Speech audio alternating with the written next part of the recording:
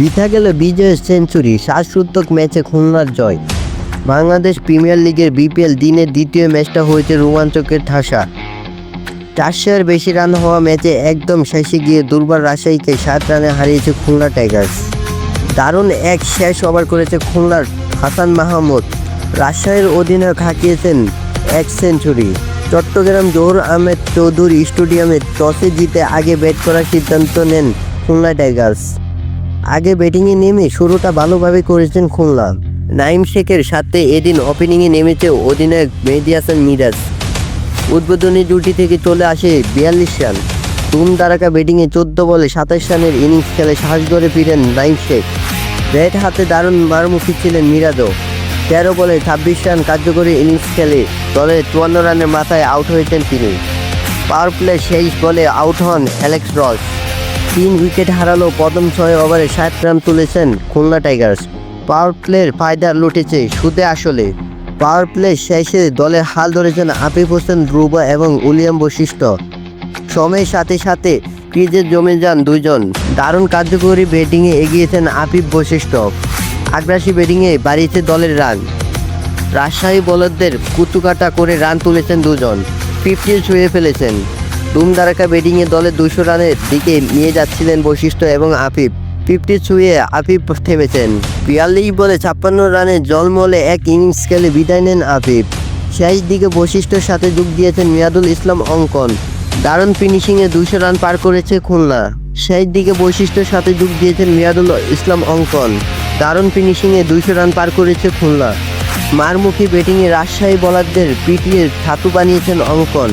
নির্ধারিত 20 ওভার খেলা শেষে 4 উইকেট হারিয়ে 209 রান তুলেছে খুলনা টাইগার্স। 12 বলে 30 রান করে অপরাজিত ছিলেন অঙ্কন। বশিষ্ঠ টিকেছিলেন 37 বলে 55 রান করে। খুলনার হয়ে 2 উইকেট নিয়েছেন তাসকিন আহমেদ, 1 উইকেট নিয়েছেন জিশান আলম। জবাব দিতে নেমেই জিশান আলমের ব্যাটে চড়েও উড়ন্ত সূচনা পায় দুর্বল রাজশাহী। উদ্বোধনী জুটি থেকে চলে আসে 47 রান। জিশান খেলেছেন 15 বলে 30 রানের দুর্দান্ত এক ইনিংস। পাওয়ার প্লে 6 ওভারে জিশানের উইকেট হারিয়ে 61 রান তুলেছে রাজশাহী। আরেক ওপেনার মোহাম্মদ হারিস সুবিধা করতে পারেনি। 15 বলে 15 রান করে বিদায় নিয়েছেন হারিস। তিনি নেমে দলের হাল ধরেছেন অধিনায়ক এনামুল হক বিজয়। দারুণ ব্যাটিংয়ে এক প্রান্ত দৌড়ে এগেছিলেন বিজয়। মাঝে ইয়াসির আলী চৌধুরী খেলেছেন 17 বলে 20 রানের ইনিংস। বিজয় ছিলেন সাবলীল। দারুণ কার্যকরী ব্যাটিংয়ে ছুঁয়েছেন 50ও। পরিস্থিতি দাবি মিটিয়ে বোলারদের উপর চড়া হয়েছেন বিজয়। ধুম ধারাকা ব্যাটিংয়ে রান তুলেছেন বিজয়। ইয়াসির আলীর বিদায়ের পর বিজয়ের সাথে যোগ দিয়েছেন রায়ান বালস। মারমুখী ব্যাটিংয়ে এগিয়েছেন বালসও।